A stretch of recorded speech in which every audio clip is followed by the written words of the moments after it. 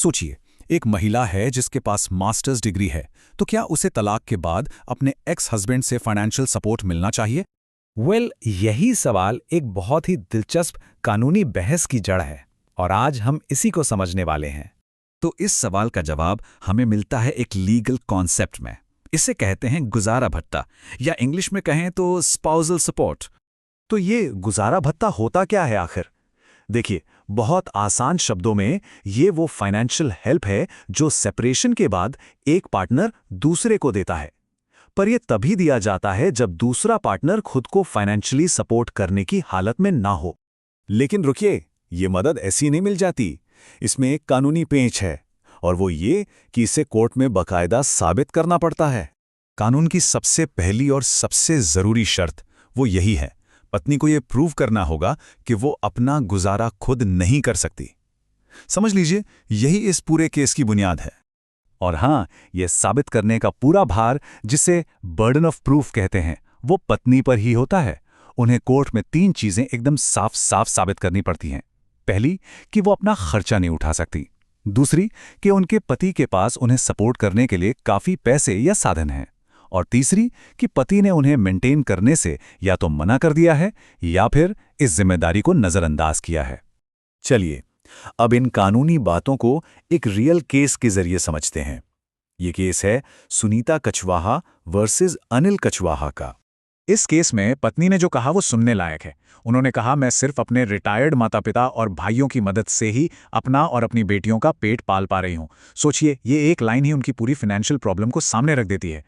तो सिचुएशन कुछ ऐसी थी कि एक तरफ तो पत्नी कह रही हैं कि उन्हें अपना और बेटियों का गुजारा करने में बहुत मुश्किल हो रही है, वहीं दूसरी तरफ पति की जो फाइनेंशियल कंडीशन थी वो काफी अच्छी बताई गई। और कोर्ट के लिए ये जो फर्क था ना, ये बहुत बड़ा था। अब यहीं पे कहानी में एक ट्विस्ट आता है। पति की तरफ से एक बहुत ही सॉलिड आर्गुमेंट रखा गया। उनका सवाल था, क्या सिर्फ एक डिग्री होना काम शुरू करने के लिए काफी नहीं है? मतलब उनका पॉइंट ये था कि पत्नी तो क्वालिफाइड पोस्ट ग्रेजुएट हैं, तो क्या इसका ये मतलब नहीं कि वो काम करके अपना खर्च खुद चला सकते हैं? उन्हें सपोर्ट की क्या जरूरत है? इस सवाल पर कोर्ट का जवाब बिल्कुल क्रिस्टल क्लियर था। कोर्ट ने कहा कि देखिए, किसी के पास क्वालिफिकेशन होना ये साबित नहीं करता कि वो कमाने की हालत में भी है।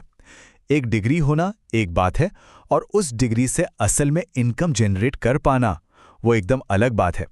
ठीक है, तो डिग्री वाली बात तो क्लियर हो गई, पर एक और सवाल उठता है।